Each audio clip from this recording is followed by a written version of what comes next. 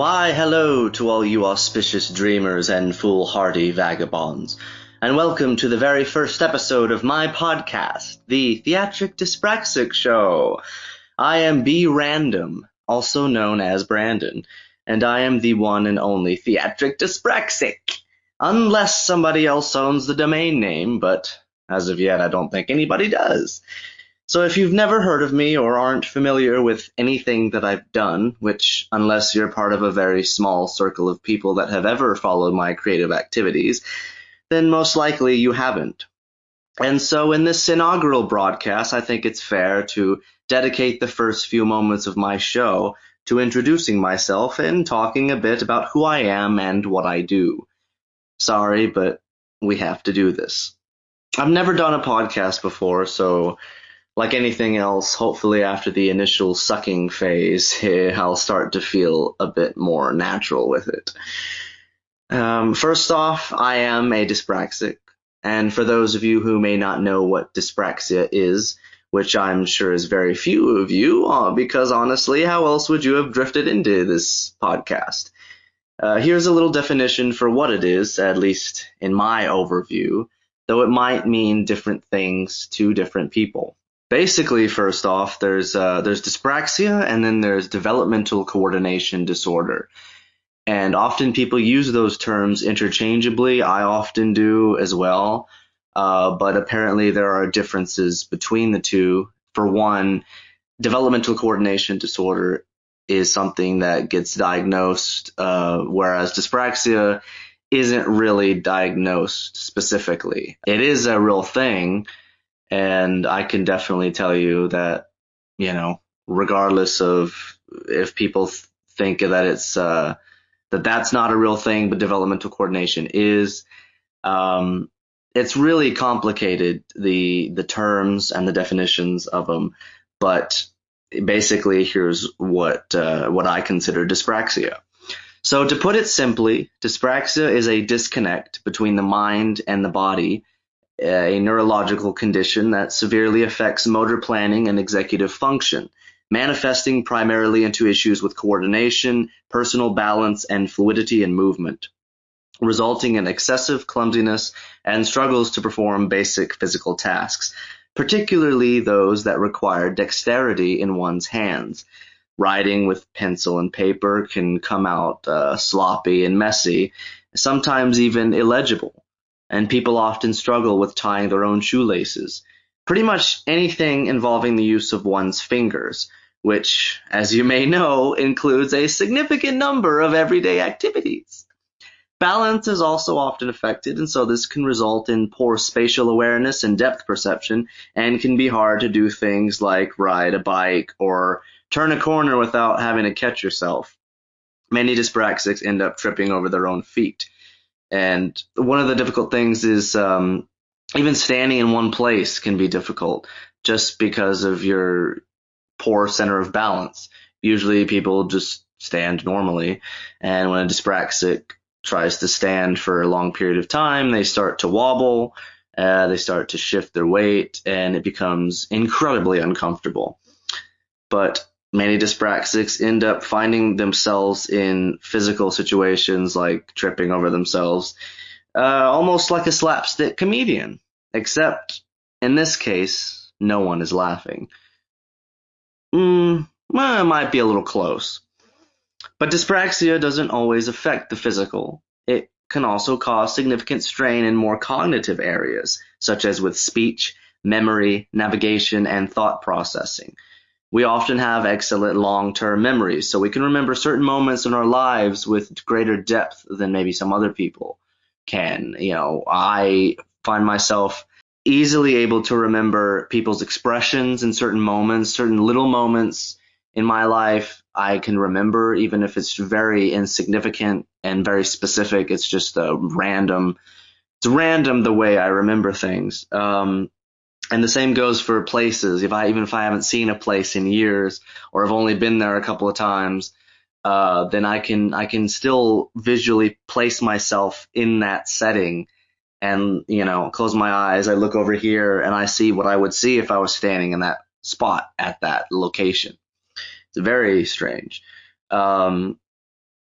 but we have very poor short-term memory, such as with patterns in a sequence or with written instructions, basically. Obviously, you can tell that speech is one of the areas in which I have difficulty. If we're going to learn anything new, such as in a new workplace environment, we need highly specific hands-on instruction and repetition to be able to get it down. This, of course, becomes frustrating for those trying to train us, since no one likes to train anyway, but dyspraxics often take a little longer than most people, depending on the task, and may not pick things up quickly as people may want us to. Once we get it down, after a while, we're usually pretty good. After about a month or so, with enough repetition, you can pretty much be as efficient as almost as a neurotypical. Maybe you're not as fast as a person who is more in control of themselves than a dyspraxic would, but you tend to be all right, especially if you're working with people who know how to work with you and how you get along with really well. It's kind of funny because it really truly makes a difference in a workplace and with anything, the camaraderie you have with people around you.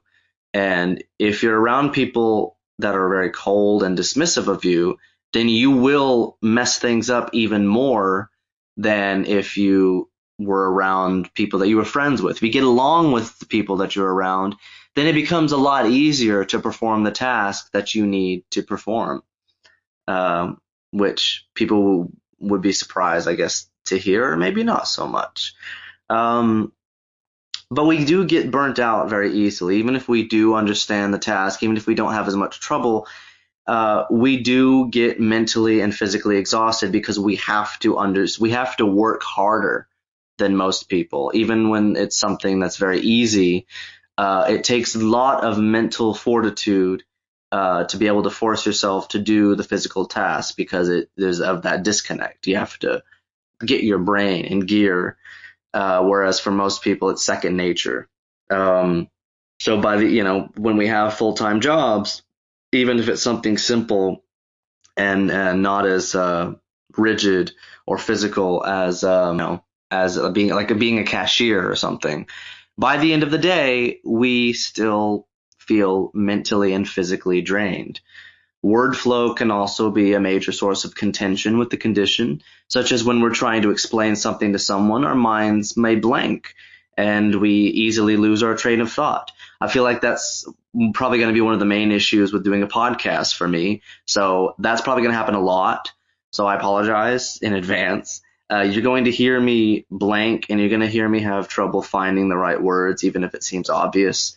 That's just because it's my brain doesn't work as fluid. My thought processes are difficult to find. And though we tend to have excellent vocabularies, we forget words in the moment and have a hard time finding them when we need them, as if trying to find something in the hidden banks of the darkness.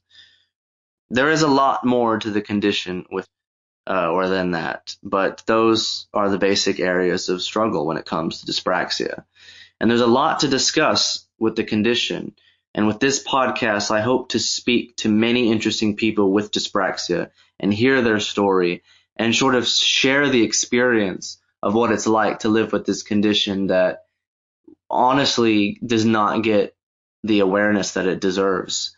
And I'll get into it a bit more, but I didn't realize till later on in my life that I was dyspraxic, and I struggled with the symptoms and I struggled with everything that comes with it as a result of that. And a lot of people go even longer than I did. So I think it's important to make the public aware of this condition because there's quite a bit of a dyspraxic community in the UK, and it's large enough to be significant. It's not that rare, honestly, because there's a lot of people who suffer from dyspraxia. And in the UK, there's a lot of people that get diagnosed with dyspraxia and people who don't.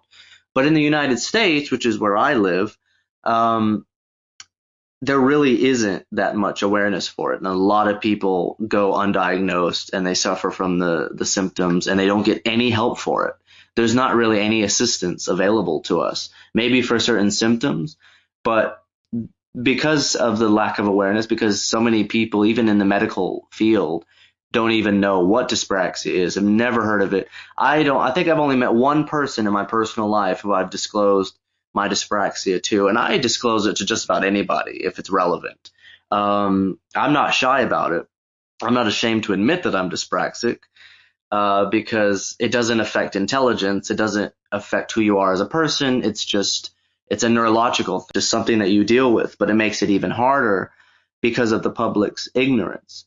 And just about everybody that I've told to, just about, have said, I've never heard of it. It's the first time I've ever heard about it. Some people even think I'm making it up, which you can imagine gets very frustrating. I've made some friends recently. Excuse the stammering. I've made some friends who are part of the dyspraxic community. Most of them live in the UK, so I don't really get to see them, but we do stay in touch. We do communicate. And a lot of them, they understand sort of the struggle. They get it. They go through the same things.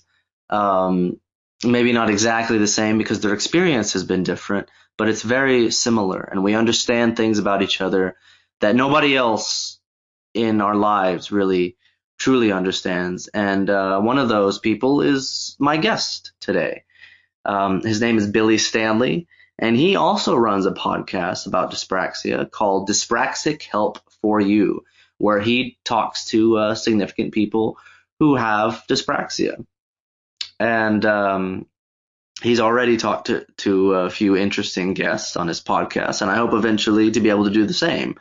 Not that he's not an interesting guy himself, but it's interesting to me the kind of people that he's had on there, and I would like to be able to talk with a variety of different people, not just with dyspraxia, because dyspraxia is not the only thing that affects me. It's not the only thing that I have knowledge about or insight about. So I would like to talk to people about pretty much anything. I mean, this is a general podcast. It may be called the Theatric Dyspraxic, and it may talk about dyspraxia a lot, but I'll also be talking about mental health and things like depression and body dysmorphia and anxiety and really all sorts of things, even if I don't have it. And I would learn more, and the public, whoever is listening to this, which is probably only a few people at first, hopefully over time I'll get more people to tune in if I can actually get my crap straight.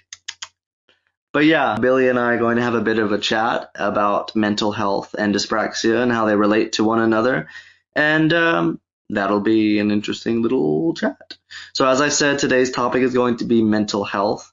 And that's going to be something that's going to be revisited many times in the future. I mean, it's going to be a very common topic because there's a lot to say about that. And I'm all about starting that discussion. So with that said, I think it's time to talk a little bit about myself, just so you can know a little bit about the person that you're listening to, the host of all this. And you'll be learning more about me as the podcasts go along. I'll probably share other stories. I'll share things that I've written. So hopefully you're interested enough in getting to know me a little bit. Otherwise, I'm screwed. So anyway, I am Brandon. As of now, I'm not going to mention my last name, but maybe I will in the future. I don't know. But my name is Brandon, and I live in the United States, in the state of Texas. So I was born in Austin, and I only lived there for until I was about, well, before I could even remember. I never really have any memories of living in Austin. But both of my parents they were teachers. They're both retired now, but they're also very artistically inclined, very creative people, as is the rest of my family. My grandmother is a very talented, or was a very, she unfortunately passed, but she's a very talented artist. She's painted lots of beautiful, all sorts of different kinds of paintings. She was also a writer. And so my father was an elementary school teacher before he retired. He taught like the fourth grade and stuff, but his main passion was music. And so music was a very big, important influence in our lives. And I don't play any instruments, but I am involved in music. I write lyrics. I like to sing. I will always sing to anybody that wants me to. The only reason I don't sing to people all the time is because they generally don't want me to. But if somebody's like, hey, will you sing me a Beatles song? Will you sing me a Billy Joel song or whatever? I'll do it. I'll happily do it. I'm not saying I'm a great singer, but that is something that I enjoy. And I mean, I sing when I work. If I'm around friends, I'm just always cracking a tune. But I also write lyrics, and I've worked with different musicians as far as those lyrics go. Always down with working with new people, and so we'll see how that goes. So my family is very artistic, like I said, and my father's a musician. He's a very talented keyboard player, very good singer, plays guitar, knows pretty much everything there is to know about music, and he's always trying to share his love of music and educate people about music and the beauty of it. And my mother, she was a theater arts teacher. So she was always directing plays with students. She's also a very talented, prolific actress. And she was very involved in the community theater where we lived growing up. And I am actually involved in that same community theater now, although I haven't done anything since the pandemic started. In fact, I was in the middle of doing a run for a very good, funny British farce called Run for Your Wife. I played Detective Sergeant Porterhouse, and that was going well. And then the pandemic hit, and we had to stop. And then I'm not really sure if we're going to pick that back up again. The theater is going dark for the rest of the year.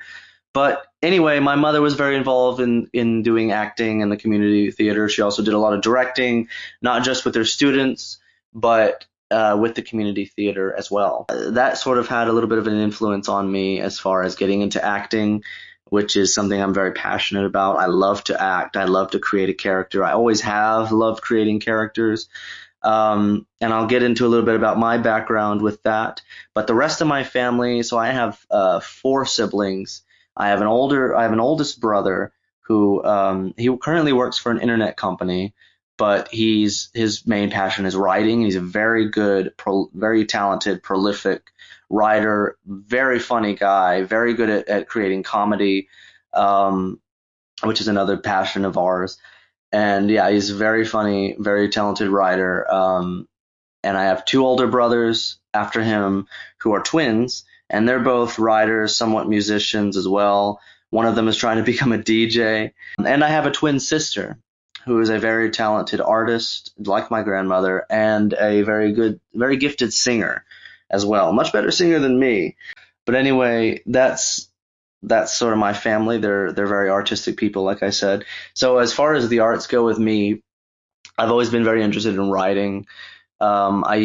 When I was a kid, I wanted to be a cartoonist. That was my main dream.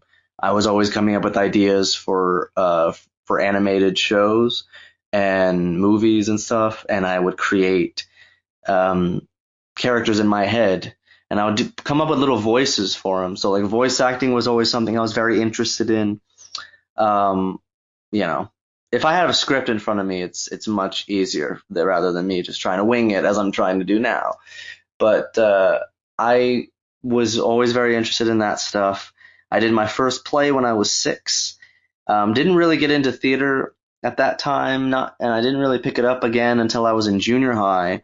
And then when I was in 8th grade, I had my first sort of big role in front of like a big audience. And I remember I had a huge stage fright. And then when I finally went out and I did my performance and I did my show, that was it for me. I had the acting bug. I knew I wanted to be an actor. And I don't know about, as far as professionally, you got to be realistic. So unfortunately, I'm not one of those people that's, I'm determined, but it's hard to be super optimistic, especially in today's world as far as pursuing dreams like that. But maybe one day. But I love to act, and I acted. I starred in plays all throughout high school, And then I became involved in community theater after high school, and I've been consistently acting in plays since then, pretty much.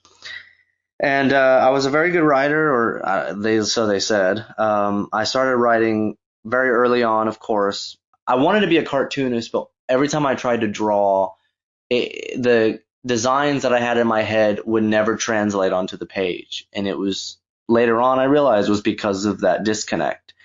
And I remember getting very frustrated every time I tried to draw something. My brothers used to make fun of me too because I couldn't even draw like a simple geometric like circle. So I was very frustrated and dismayed at not being able to do the thing that I was very passionate about and what I really wanted to do. And since I was not able to really be good at that, I started writing instead. And when I was about 7, I won an award for a short story that I wrote called Catch a Rising Star.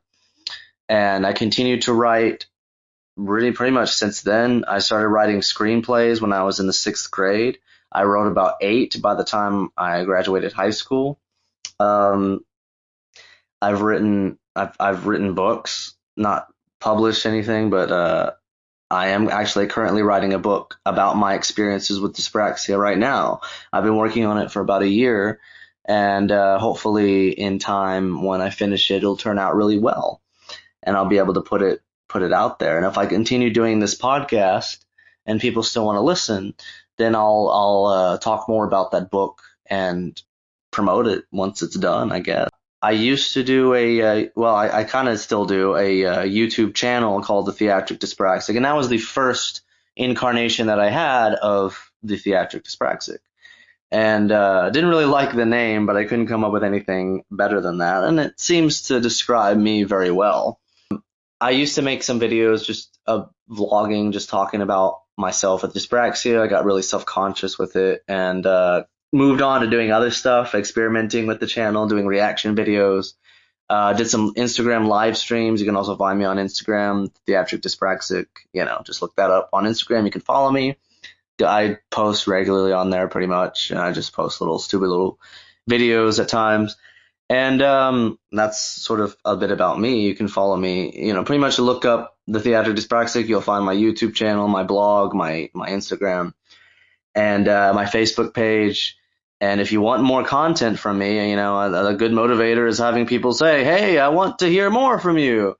But I get very self-conscious and yeah. So the first thing I'm going to talk about, since I want to get to the interview section with Billy, and I feel like I've kind of rambled on a bit. That's just a little bit about me. I'm going to spend just a few minutes talking about my history with mental health. So, as I mentioned earlier, I didn't know that I was dyspraxic until I was 17 whenever I discovered it. And so for the first 17 years of my life, all throughout my childhood and adolescence, people always knew that there was something going on with me. And that's usually how it is, just like you're kind of a peculiar, odd child.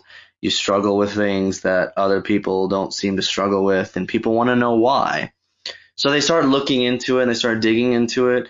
Sometimes whenever that happens, you find things that aren't really true, but they're the closest thing that makes sense, I guess.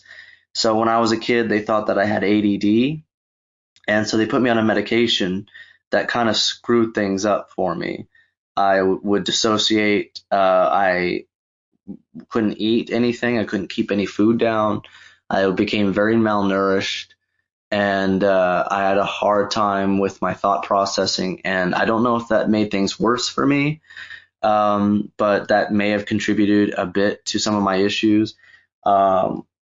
As far as how dyspraxia starts, it could be a number of reasons. I was one of those babies. Whenever I was born, I wasn't breathing whenever I first came out, and that could have caused some problems too. So you never really know how these things begin. But as I got older, as I became an older child, people were really concerned with the fact that I couldn't tie my shoes, why my handwriting was so bad, and I seemed to have a hard time paying attention in school. and my speech wasn't that great. So there was just a lot of things that people were concerned about. And since they didn't understand what dyspraxia was, they were trying to find different excuses, I guess, different alternatives. And people used to think that I was on the autism spectrum. And there's nothing wrong with being on the autism spectrum. I have a lot of empathy and respect for people who are autistic. But if you don't have it and you're labeled as autistic, it can cause significant psychological damage. And unfortunately, that's something that I have a lot of experience with. And I talk quite a bit about that in my book, and I'll probably talk a bit about that in this podcast. So, as you can imagine, my mental health kind of took a turn around that time, and because you're already self-conscious about all the different things that you struggle with. It seems like every time you try to talk to people, you can't keep a train of thought, you can't find the words. Your brain just kind of goes a mile a minute. You feel exhausted from basic things. There's just a lot wrong with you, and you just don't understand why. And so when you deal with that, you can imagine the struggles that come as far as your mental health. So I suffered from depression for many, many years. It's gone worse, I guess, over time. I've gone through phases where it's gotten better. Usually, if I'm with good people and I have a good support system in place, which is very few times in my life have I had that. Again, sorry for all the filler words, but as I mentioned before, I have a hard time with my thought processing, and I'm also kind of nervous because this is my first podcast. And I'm already 29 minutes in. I should probably get to the interview with Billy. So we're going to talk a little bit more about mental health here in a little bit. So stay tuned.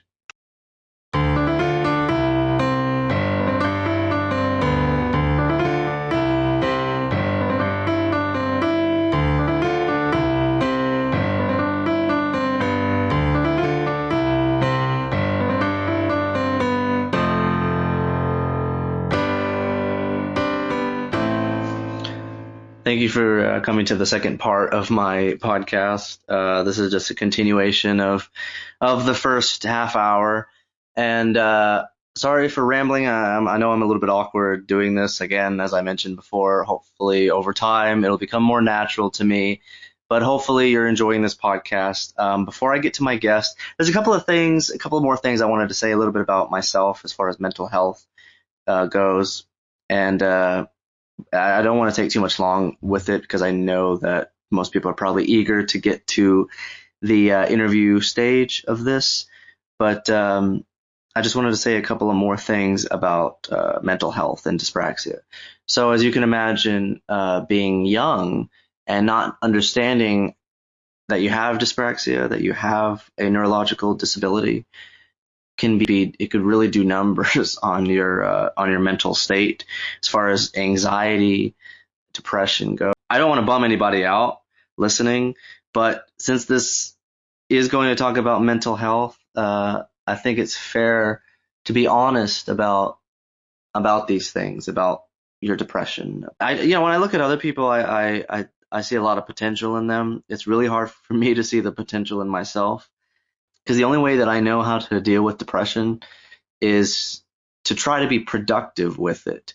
But unfortunately, whenever you're trying to do something like a podcast, or you try to make videos or something, when you're struggling with depression and a neurological disorder, it's really hard to do it well, because you have so many things distracting you and so many things that are messing with your confidence. So you don't feel natural, and you feel awkward doing it. And that's kind of how I feel right now, but I'm just going to try and power through it. I was about 17 whenever I discovered I was dyspraxic, and I tried to get a diagnosis for it pretty much right after, but I moved right after. So I was struggling with being in a new environment and a new life, and I was also near the end of my high school years. well, I was in my last high school year actually.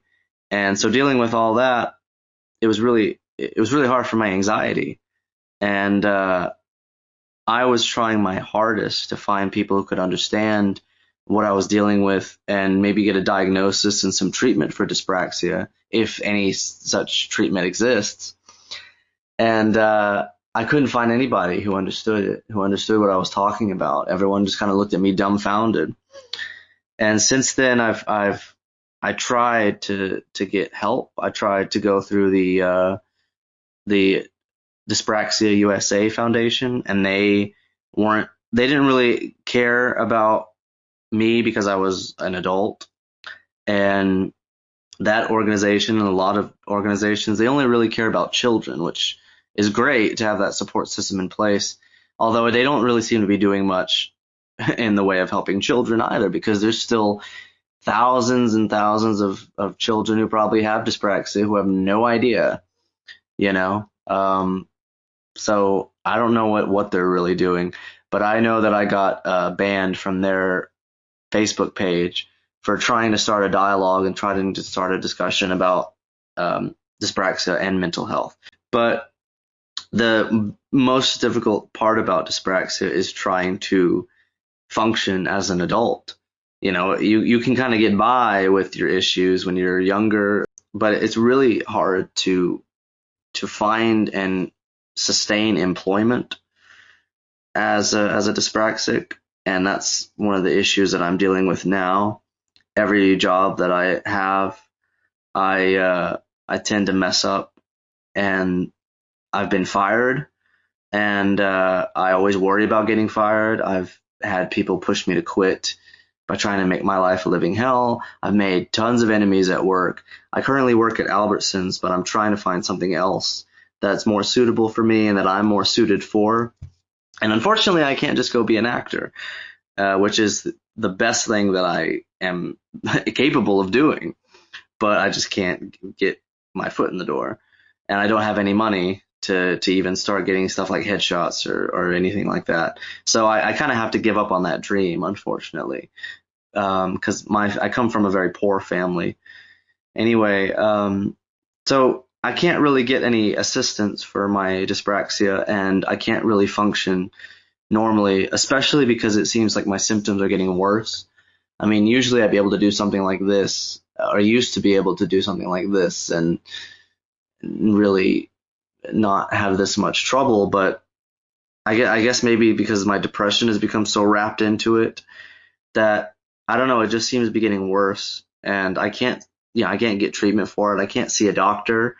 Um, it's kind of irritates me when I hear people from like the UK tell me that they don't have they don't have a frame of reference for what it's like for me. They kind of assume that it's like it would be like for me like it is for them, where they can just go see a doctor. I have people say, well, why don't you talk to your doctor and maybe see if they can help you find the right choices, and or maybe they can help. And it's like, I can't afford to see a doctor. Anyway, there's a lot more that I could say, but I think I'm going to leave it for now and get to my guest.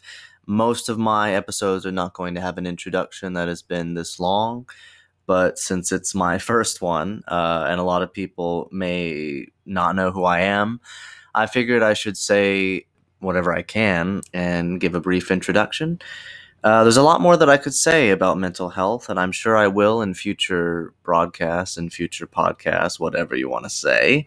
But let's go ahead after this brief interlude and introduce my guest, Billy Stanley, Dyspraxic Help for You.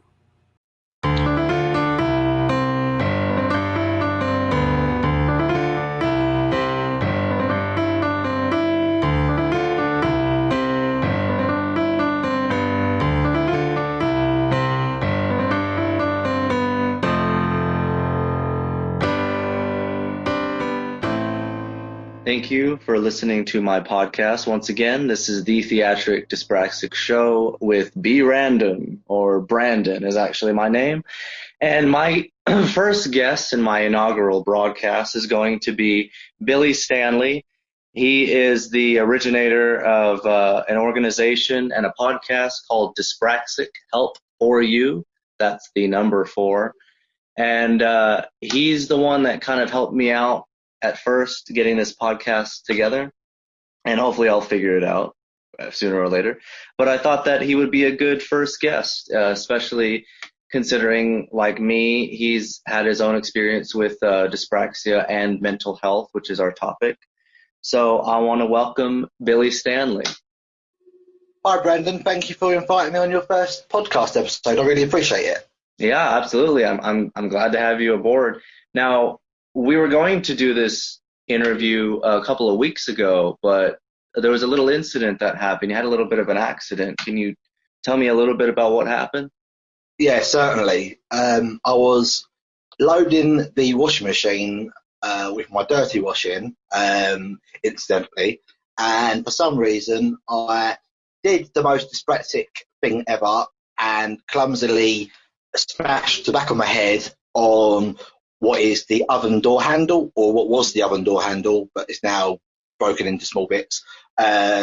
Basically, smacking the back of my head, knocking myself out, and then ending up somewhat in a load of blood and with a bag of peas on my head for the next hour.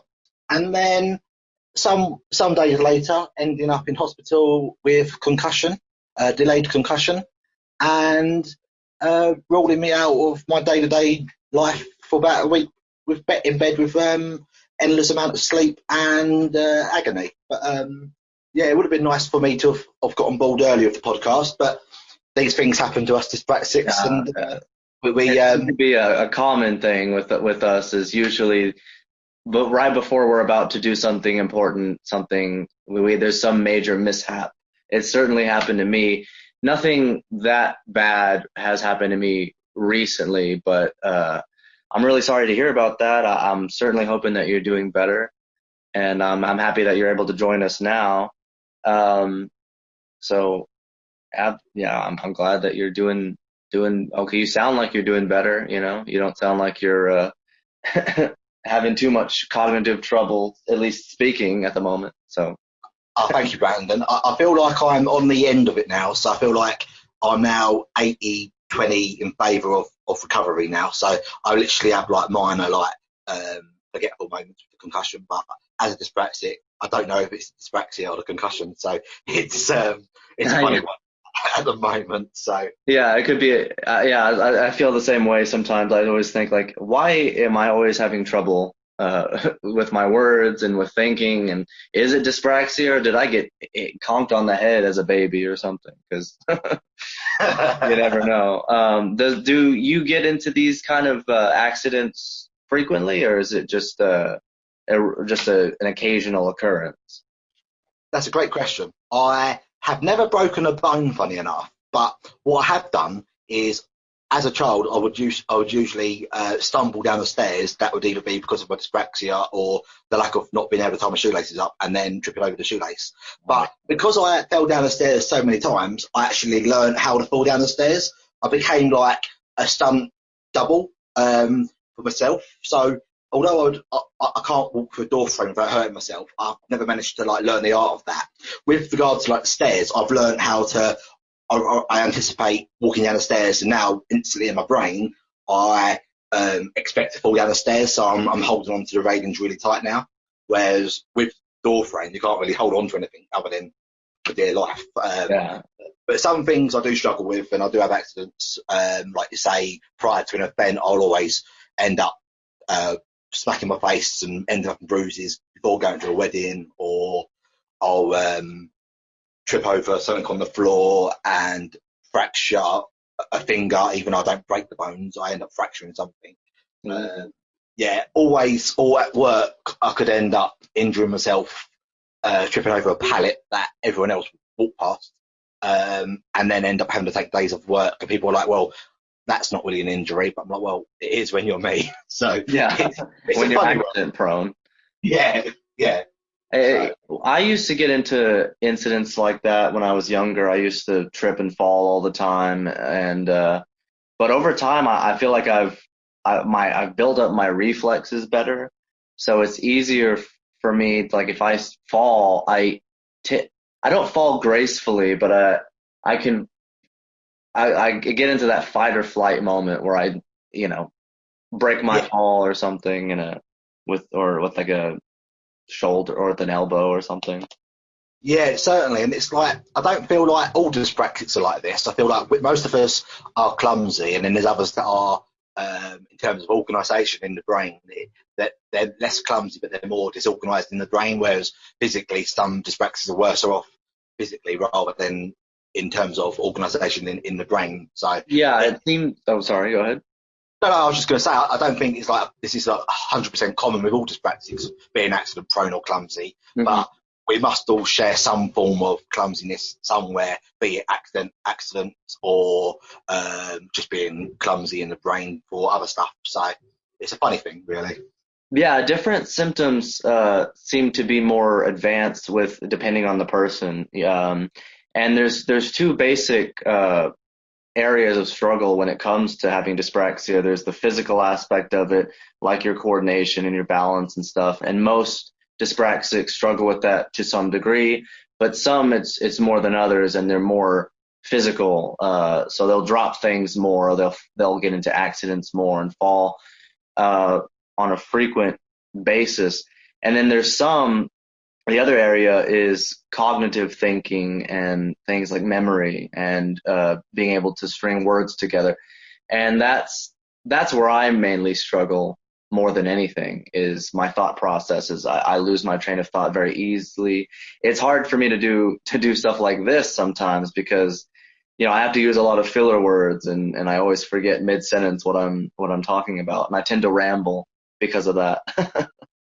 Yeah, I can. I'm like that myself. I haven't got a script tonight, obviously, because I'm the guest. But when it's my own podcast, I've got a religious 3-page script I've got questions on, and I don't feel very natural in myself doing it that way. But if I don't have a script, I end up losing train of thought, Oh and yeah. I'm having to mumble and find things like filler to fill the time and gaps. And like in my day-to-day line of work, etc., I can manage a team of people and feel like I'm having a conversation, but then I end up talking gibberish, and then I have to try and bring it back from the dead. I'm thinking, well, hopefully they understand that like I'm trying to make a coherent conversation, but in my brain I just know that I'm coming across like a weirdo, and I feel like a right lemon sometimes. But yeah, I feel like with a conversation like this, I feel like my brain's working overdrive and I'm trying to hold it together, and it's like having like a job interview, if you will, where you're like half an hour or an hour where you're just like one to one, where you can't afford to let it slip. You've got to be on the ball, and Mhm. kind of if you slip, you kind of just have to go along with it and cover it up somewhere else in the conversation. Um, but yeah, it's a hard one because obviously we become quite mentally fatigued. Majority of us do, and this sort of takes it out of you. I find Mhm. conversation with anybody really, be it officially or just general chit chat, and yeah, I can find an hour or two conversation quite tiring and needing a rest. And when you're trying to have a 10-hour day job, as you well know, it's and you've got to converse with loads of people, different people, and be talk the company line. It can be quite stressful, and yeah, it basically, I feel like I could carry a bed around with me all the time and have a nap after every stressful situation. Yeah, it's funny how even like just basic social interaction can be so hard on us and so draining. Even if you are like a social person, like I like to be social, I like to be around people, have a drink with somebody, have a nice little chat about this and that.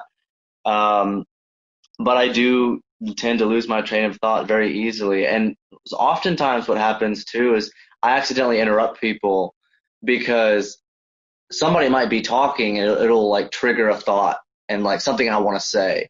But I'm like, oh, I have to say it now or I'm going to forget it when it's my turn to speak. And I try my best not to interrupt people, but I just like, oh, I got to get it out before it's gone. Yeah, and it kind of in my soon to be released third episode, I talked to an actress, as I told you about prior to this interview. Mhm. Um, and she described how she doesn't do any socializing outside of work hours. She doesn't go to after parties or end of filming parties because she feels like she can't socially engage to a point where because it tires her out. If she's done a hard day's work, she's tired, so she can't be herself outside of work if she and be socially adequate, as she put it, because she's tired and she feels like the fact she doesn't go out to these parties with her new friends at work makes her come across awkward, and she feels like she's held back. It holds her back in her career, and I feel like that's me as well because I don't tend to go out with work people. Because of the fact that they go out after work, I'm too tired. So I kind of miss out on that social aspect. But I'd rather just have to sleep, if I'm being honest, than worry about if people like me or not because I don't go out with them that often. I think us dyspraxics, we're held to account a lot more than other people, and it's a shame, really. I think it's interesting how there's always that aspect of it when it comes to socializing as a dyspraxic, but it also plays into whether or not, because some people are introverts, some people are extroverts, and then some people are ambiverts, which is like a little mix of both. And so it's interesting how for some dyspraxics, they would rather just be at home. And then you don't get a lot of dyspraxics who are super extroverted just because you do get drained and you do feel like you have to put in extra work whenever you're trying to socialize and talk to people. So it's hard to always want to be out and mingling with people. And that's kind of how I am. I feel like if I wasn't dyspraxic, if I didn't have these like issues, I probably would be a total extrovert. I would probably talk to everybody. Well, everybody that wants to talk to me anyway. Sure. And I do like to go out and drink and go to restaurants with people. And I like being part of a group, but it's hard. It's hard to one feel like you're accepted, and that's the hardest part, I think, because nothing will deter you from a social situation more than feeling out of place and feeling like you're not part of the group and that you're not accepted. And part of that's being dyspraxic, and that can be other things play into that as well. But it's interesting though, how it's like that. But it's unfortunate how you might want to talk to people and you might want to have like a good circle of friends, but you just have those moments where it's like, I cannot be bothered to complete a sentence. Yeah, I know what you mean. But do you think the introvert and extrovert thing? Do you think that, and being dyspraxic, does that also tally up with the person's personality as well, or do you think your personality ties up with being introvert and extrovert? Because I feel like people that are outgoing or like outgoing in a way would be like socializing regardless if they're dyspraxic or not. And then I think I tend to think personality is different from being like personality is a different kettle of fish to being introvert and extrovert. It's kind of like your personality doesn't define if you go out or not. Your personality is more like, are you a boring person or are you like a great bubbly person?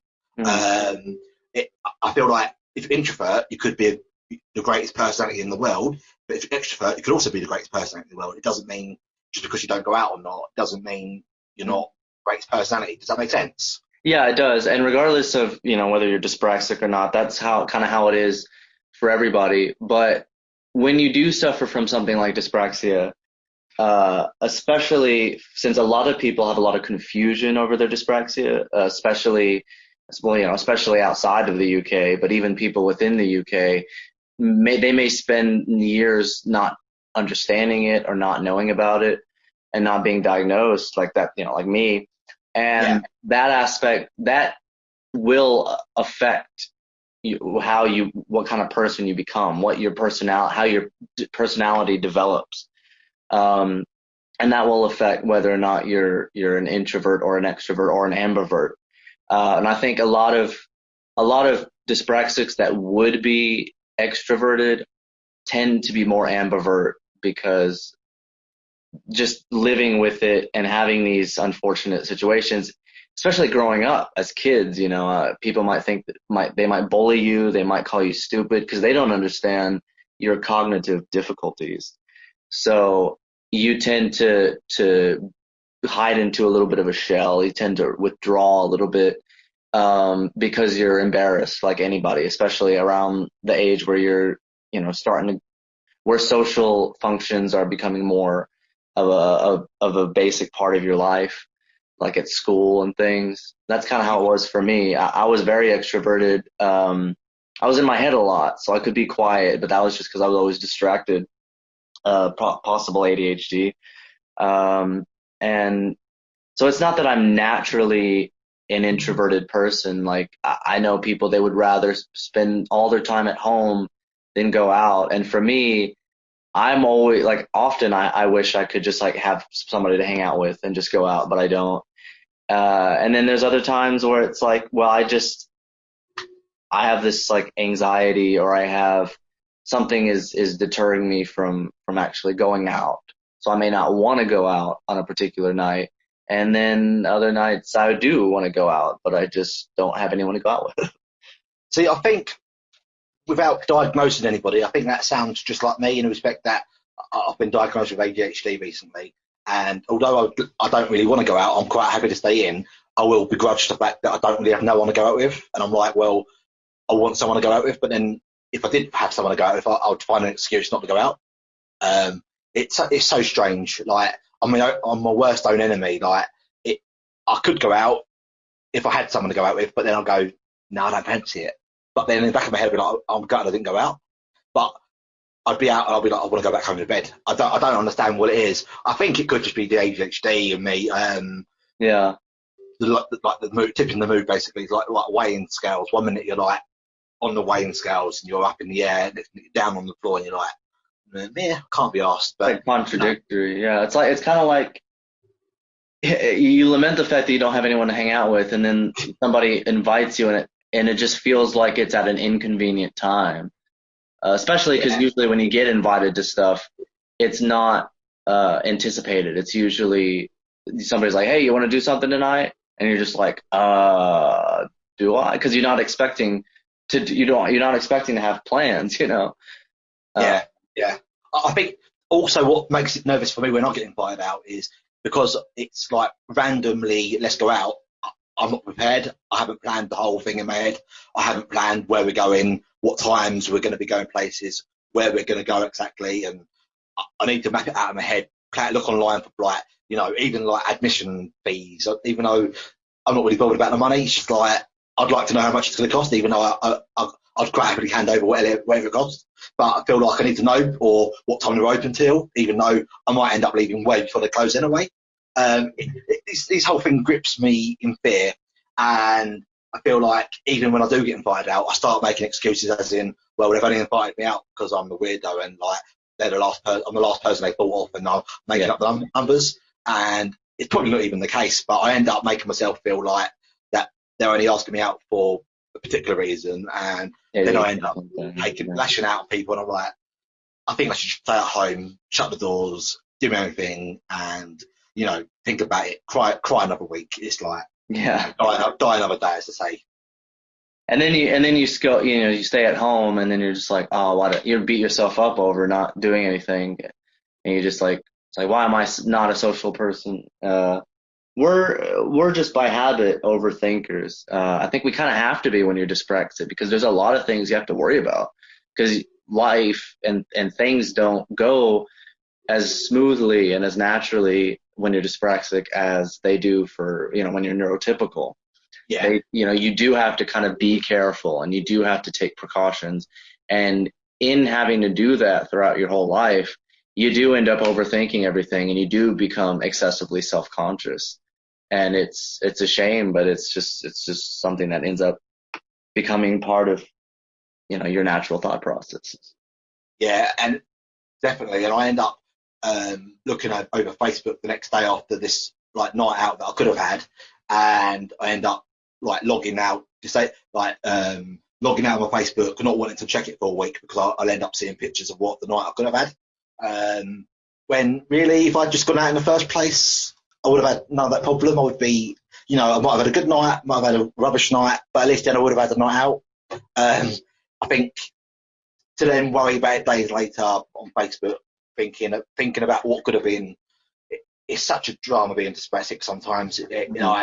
It's more, it's like basically, I think it's like being a normal person, typical, being neurotypical with the overtime of of being somebody else on top of your actual person. It's like carrying a bag of weight, like carrying a bag of stones on your back the whole time. The way I can describe it to other people, it's like having your brain's like a bag of mixed electrical wires, and you don't know where they're going to go. They're all like the cables are just mixed up. And imagine walking up a mountain with a dead person on your back. That's what it feels like. Every day is a palaver. Every day is a dilemma. Oh, do I want to go out? Do I want to stay in? Oh, what if so and so says go here? I don't know where that is. And you're like, well, I want to be spontaneous, but being a dyspraxic, I don't feel like there's ever any spontaneous thing about me, because I feel like I have to plan everything to like army regimented levels, and yeah, it just, that's why I think I'm so fatigued all the time. I don't know how you feel about that, but No, it's the same way with me. Oftentimes, on the off chance that I do get invited to stuff, it's usually something like, oh, we're going to go play some football over by, the park or something. And I'm just like, It's usually something sports related. I was invited by this one girl I was seeing for a little bit. She invited me to her church to play volleyball with her church members, her church group. And I went, but it was just that was one of those situations where I have to rely on my humor and make a bunch of awkward jokes, just because what else can you do if you're just like, you can't even hit the ball? You throw the ball up in the air and you just like can't even hit it when it's your time to serve. Yeah. But do you find that you end up like over milking it, like making out that you could deliberately not catching the ball on purpose, and then because you don't know other people there, particularly at a certain events where you meet strangers, and then you end up becoming like almost like a class clown, using your humour as like a shield? Yeah, I kind of become very Chaplin-esque in those situations. I kind of like if I'm messing up at something, I'll kind of like put a little bit more body language in it. I'll jerk a bit more or something, and I'll do like a lot of people always comment on my facial expressions, so that saves you sometimes, and then sometimes it doesn't, but whatever, what's wrong, why this is happening, what the cause is, and the only if somebody asks you, all you have to do is explain it to them. That's all you can do. I was much more at odds with these types of incidences when I was younger, just because I didn't know I was dyspraxic and I didn't know what was wrong. So I just thought I was more ashamed and more embarrassed by it. But now that I understand my condition and I understand the reality of it, it's easier for me to deal with. And I think I just try to play up my personality and my humor so that, just to make up for the faults. Yeah, but I find that there's not always time to explain to strangers or people that you recently met about your condition. So, like for me, I end up like I've been in situations where I've worked on a till at a checkout in a DIY shop, and I dropped some change on the floor. So, like to make it look like I was being funny, I deliberately opened the till and dropped like the contents on the floor, even though I knew that would be the wrong thing to do, and I was getting in trouble for it. I found it funny because I thought, well, it's going to sidetrack people. I won't have to justify why I'm really clumsy and look really weird. I've just decided to be a rebel and funny. And it's like the things you do, like the brain does as dyspraxic to comprehend, like to justify the way we are, is to make ourselves look even absurdly more stranger. It's funny. Yeah. And it's nice when you get to know people, when you can tell them, but when it's strangers, I feel it's like, and especially when you work in our line of work in retail, it's like you meet so many people, you haven't got time to tell anybody like A to B. You can't tell them nothing.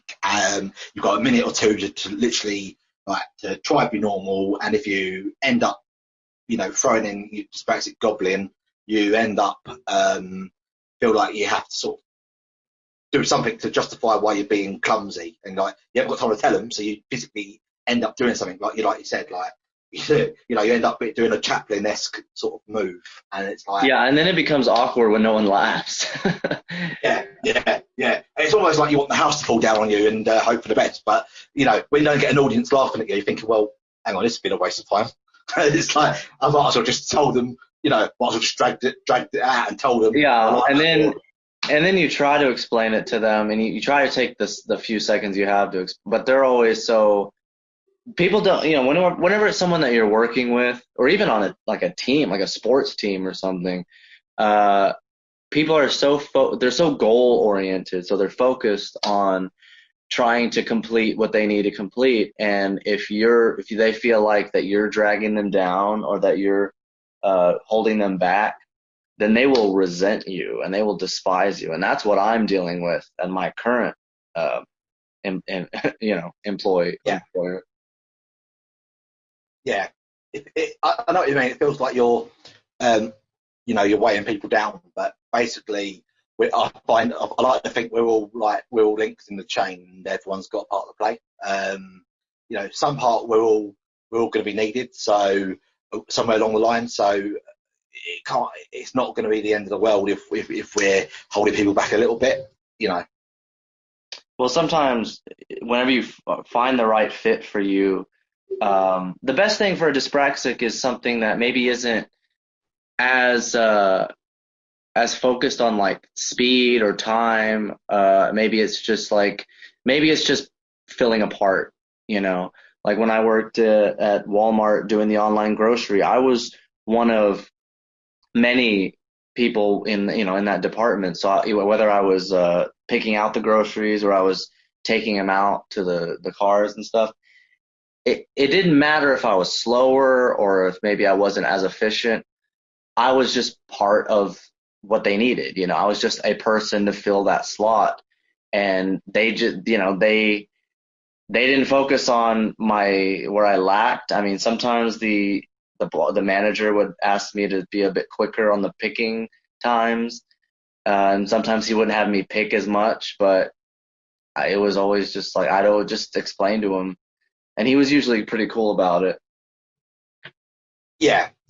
But don't you feel like you have to justify yourself to people all the time? And as you are, an actor in your own right, Brandon, don't you feel like every day for a dyspraxic person is like a performance in a way? We're always having to pretend to be someone we're not, or we're always having to act our way out of a plastic bag, or it feels like we're always performing something.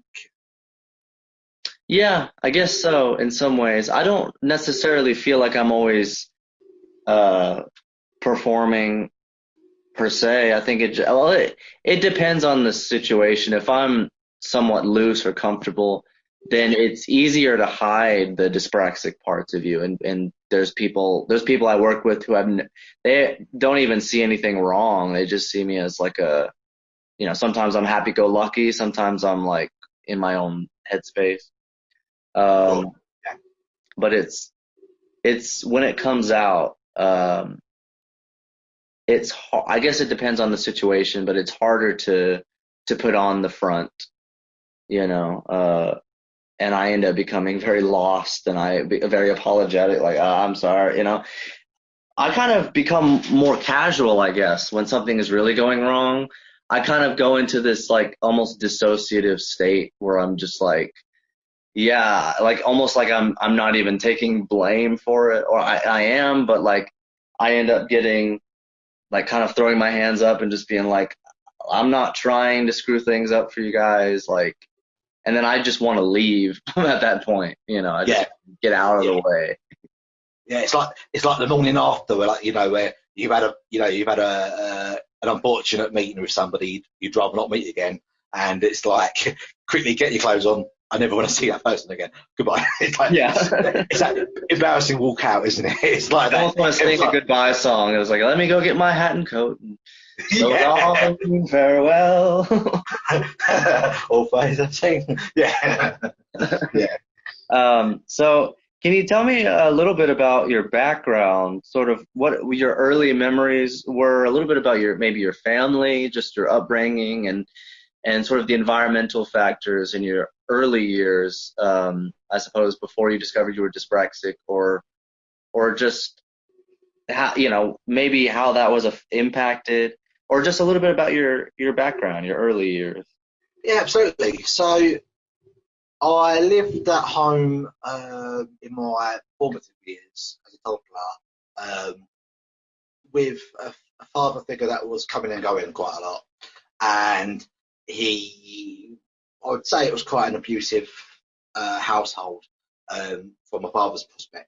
And basically, I would say more mentally than physically, by the way. Because I believe that mental torture is just as bad as physical torture. Oh, it could be worse sometimes. Yeah. Yeah, definitely. It's got a lasting impact, a longer lasting impact in some cases.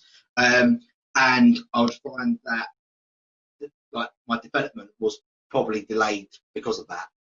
Whether or not that's the cause for my dyspraxia is a different matter. But it's like I found that perhaps things like attending to my education needs as a baby, it'd be like reading books or trying to learn at a time or whatever it be would be probably that would be on the back burner because there was issues going on in the household. And then my brother was born a few years later, and by that point I think it calmed down a bit. My brother actually grew up perfectly normal, so I don't know whether or not that's a different, whether or not that's something to play on. But I went to speech therapy before I started what we have over here as reception, which is like the first year of school, or is it like preschool, basically like before you go into the first year of your proper infant school. And prior to first grade is preschool, and then it's kindergarten. Oh, okay, yeah. Here it's reception and then infant school year one. But basically, I had a summer where they said you're gonna do speech therapy because your speech is appalling. Basically, they told me apparently, and it was either you got 6 weeks of learning how to speak, or if you don't learn to speak, you don't go to mainstream school like a normal education. You end up going to a special needs school, which is where people with like learning difficulties go. Fortunately for me, I grasped it because I sort of managed to pick up on the speech. They deemed I was all right to go to normal school. But if I'm being honest, I don't think it would have mattered because things at home never really got better until my dad sort of left for good. And basically, we got made homeless for a little while. Not homeless in the sense of living on the street homeless, but homeless as in haven't got a designated home. We got put up in an emergency apartment. Like by apartment, I don't mean glamorous. I mean like just like a shelter or something. Not a shelter, but it was like a place designated for like a midway, like halfway, somewhere you go for a couple of months and then you move on again. But it weren't like temporary housing. Yeah, it wasn't glamorous. So it was kind of like a lot of substance abusers in the area and stuff like that. So never had an impact on me because I don't do anything like that. But it kind of obviously would have been a bit torturous for my mum, who's clean living, and she would have probably been upset quite a lot, I should imagine, and depressed, and that would have rubbed off on me. I feel like my depression would have obviously throughout my mum's life would have rubbed off on me because growing up around a woman that's depressed, that might pass off on the child. You never know, and I feel like again it's hindered me. Stuff at home has probably held me back a little bit in terms of my own experiences in life and being able to succeed at things. I think it's held me back a little bit, and I feel like going forward a little bit, my sister was born as well, but that was all born by the same father. But after that, it was like my mum made the decision not to see my dad ever again because she didn't want that from my sister, who has never met my dad, but she was born autistic. So that I feel like her the time my mum had her in the womb, that was quite a torturous experience and period. So that might have had an issue. That might have caused my mum some stress. I feel like, and also because there was no father around to help with my sister, I feel like a lot of my time was dedicated to helping my mum out a little bit. I didn't really go out when I was 10, when my sister was born. So I feel like a lot of my time was spent at home helping. I lost out on a lot of social interaction. Yeah, you were having to look after your sister and kind of almost be like maybe a surrogate parent in a way. Yeah, I was changing nappies rather than going out having fun. And I don't begrudge that. I feel like it was my duty. Any Yeah, brother, you're helping your sister. I mean, it's family loyalty. definitely. And I feel like, but on the other hand, I didn't, I couldn't do my homework, couldn't go to after school events, probably could have gone to school a bit more. I had a really bad attendance record. I feel like I could have done more at school, but these things had been, and that was nearly 11, like 13, 14 years ago. So I can't really, when I started around that time, so I can't really look back too much. But I feel like a lot of these things have sort of, been to my disadvantage. But hey ho, really. So how old are you now, and how old is your sister? Yeah, so I'm 30, and my sister is 20. And is she high functioning or low functioning? Yeah, she's high functioning, and I don't want to talk about her personally, but I Right. feel Yeah. like her mental age, unfortunately, is a lot lower than it should be. Right. Although she's got brilliant sarcasm and wit and humour, she can't do things like cook, clean. Um, well, she can write and read and that, but she can't do it to a level that we can do it. If she couldn't live on her own. Say if you said to her tomorrow, right, you're gonna go live by yourself, she could do it. And mentally, she's kind of like not immature, but she's not at the age she should be. Right. Which it's kind of like it's a tough one because you want to treat her like an adult, but we can't really leave her at home by herself. She's always got to have someone around her. Yeah. Yeah, so she's obviously she's found it quite stressful, and she finds it affects her mood, and I think it's hindered her confidence, obviously not being able to be treated as an adult properly. Yeah, I can imagine. Yeah. So has the fact that the two of you are both neurodivergent, has that, I suppose that has that been like something that's brought y'all closer together, some kind of like something that y'all sort of have in common that's connected y'all in any particular way? Yeah, I feel like it has. Like, so we have this common thing where, like, she was born bilateral deafness. She wears hearing aids as well, and I had issues with my hearing as a youngster, but not to that level. And recently, I got told I need hearing aids now, and she was like, "You're copying me," and I'm like, "I'm not." And then she was like, um, she was like, found out that I'm being tested later for like just to check out if I've got autism or Asperger's, etc. And she's like, "Oh, you're copying me." I'm like, "I'm not. I just happen to have to say we've got a lot of people say I'm like her and she's like me, but she hasn't got dyspraxia. Yeah. I at the moment haven't got autism, as far as I'm aware." I was like, "I think she should get tested for ADHD because her mood's a bit like mine." And she's like, "Oh, now I'm copying you," and I'm like, "Yeah." And it's like got a close bond, but we got the same bond with our brother. But I feel like it's an unsaid thing where we feel bad that he's had to be the one that feels like he's normal, and like we feel bad because he probably feels bad that he's not like neurodivergent, whereas Mhm. whereas we feel like we feel he might feel guilty for that, but on the other hand, you know we don't know whether he feels left out or whether or not he thinks he's blessed, or but we sort of have a kindred spirit where it is what it is, but would be nice to be normal, but what can you do about it? Well, I think at least that's something that y'all can share, even if y'all may not have the same or exactly have the same, neurological difficulties.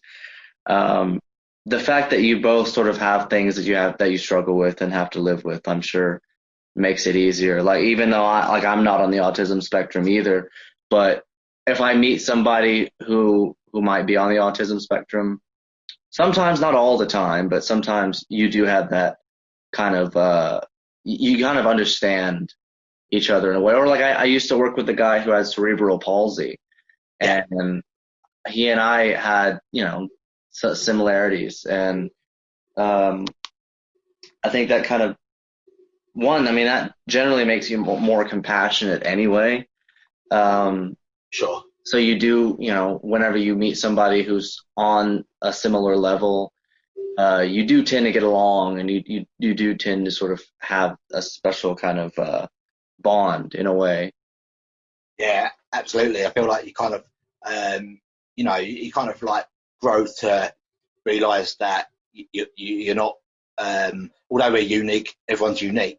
Kind of like you're not alone in that respect. Like, although you might have different conditions or disabilities, it's sort of like we're in the same boat if you've got a disability of some sort. Hmm. You know, whereas like it's not like we're all on different boat, but we're all on the same boat, but maybe in a different class perhaps.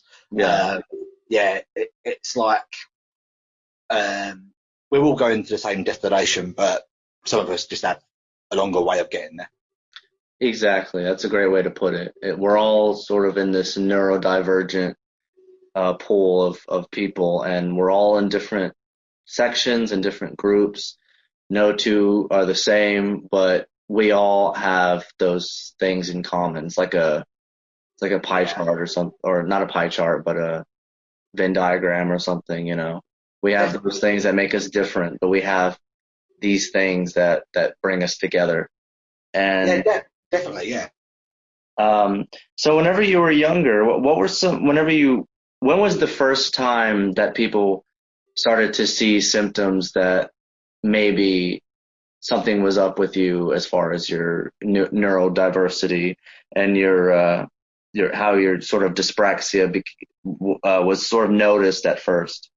There's a more elegant way to word that than I did, but you get what I Yeah, mean. I, I think that was brilliant actually because basically I was diagnosed at 4 with dyspraxia on the NHS Health Service, National Health Service rather, and obviously I don't remember it as well as people have told me how it was.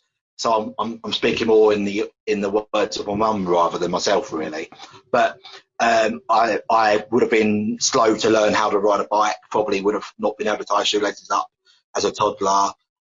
When other kids at like 3 or 4 probably would have been getting the hang of it. Verbally, I couldn't, I couldn't really speak properly as I told you earlier. And they say that that's probably I think now that they would call verbal dyspraxia rather than a speech impediment. Um, Yeah. they said like my coordination was quite bad, so obviously I would have been walking into door frames at an early age. I would have been dropping things. I would have been not, I think simple things my mum said like scooping food into your mouth as a toddler, as a baby. Most babies would just pick it up quite easily and scoop it into their mouth. Although they make a mess still, I think should find that I would have more food down me than actually should be in my belly. And obviously, you think, well, if a baby's hungry, they'll find a way of eating food. Mhm. I just apparently never found a way of eating it. I had to be helped. It's like, yeah, it's like from point A to point B, and when you're dyspraxic, it doesn't, you don't get from point A to point B as fluidly, and you kind of, you become hyper aware of the the first act, the first action and the target action, I guess. Yeah, Whenever you're definitely. trying to do even simple things like what you're saying, like trying to get like a spoonful of food and put it to your mouth, it really feels like a motion, like you're trying to move through zero gravity or something. Yeah, it's like trying to read the old, the old maps before we got the satellite apps on our phones. The old paper maps you used to buy in the Oh yeah. shops. Pull them out and they'd be all over the place. It's a The bit like trying number to read a one map. starter of spousal arguments on road trips. Yeah, yeah. But now you just shout out a voice recording on a phone. You're like, shut up, I don't care where you're telling me to go. Yeah, rather than shouting at your wife. Yeah, you're But yeah, arguing with the machine itself. yeah, yeah, cut out the third person, eh? But no, yeah, basically I feel like our brains are like it's like trying to read a map, and we're starting from Z rather than A. And when I was a baby, I was trying to, I might as well have been trying to eat it off the floor because I was never going to eat it off the plate. Yeah, Or basically, just have a little doggy bowl or something. yeah, basically, things like that is how my mum picked up on my dyspraxia. I And would then, I would need like a horse little bag thing that they place around there. oh yeah, the little what do you call them? The bibs. Yeah, Allison would know. She would, yeah. Um, she certainly would. But yeah, basically, things like that really led up to my diagnosis at age 4. Unfortunately, although I've got a bit of paper saying I got diagnosed with dyspraxia at age 4, it doesn't tell me what their reasonings was. It was very much like dyspraxia. There's no like actual form. It's just I've got documentation from the doctors that I've had throughout school that they knew I was dyspraxic, but it doesn't give me much else other than that. It's more or less my adult diagnosis, which tells me how it affects me, really. Right, because those early years, it's hard to tell those symptoms. You have to kind of hear it from people who are around, like your parents, your mother. They Yeah. kind of have to tell you those early difficulties because you wouldn't know. You don't remember things like that from 4 years old. No, and unfortunately, they didn't keep the best records back in the 90s. So it wasn't like my mum got given paperwork; it just got put on like my medical history, like on file, and it would have been online. It would have been like in a brief in the doctor's surgery, and it would never have been uploaded. And then when they did upload it, it wasn't in detail. It was just Billy was diagnosed with dyspraxia in 1994. We'll need help at school, blah blah blah. And when I've gone to obtain this information years down the line, all it says is basically Billy's got dyspraxia, age 4, 1994. So all I've got to go on is my mum's and other relatives, basically their side of the story, Yeah, other than what I can that's vaguely remember as a kid. My interview with Billy ended up lasting much longer than expected, just because we wound up talking about a lot of interesting topics, and the conversation just flowed. So I decided to cut his interview into different parts. So in my next segment, Billy and I will be discussing his and our experiences in school as struggling dyspraxics.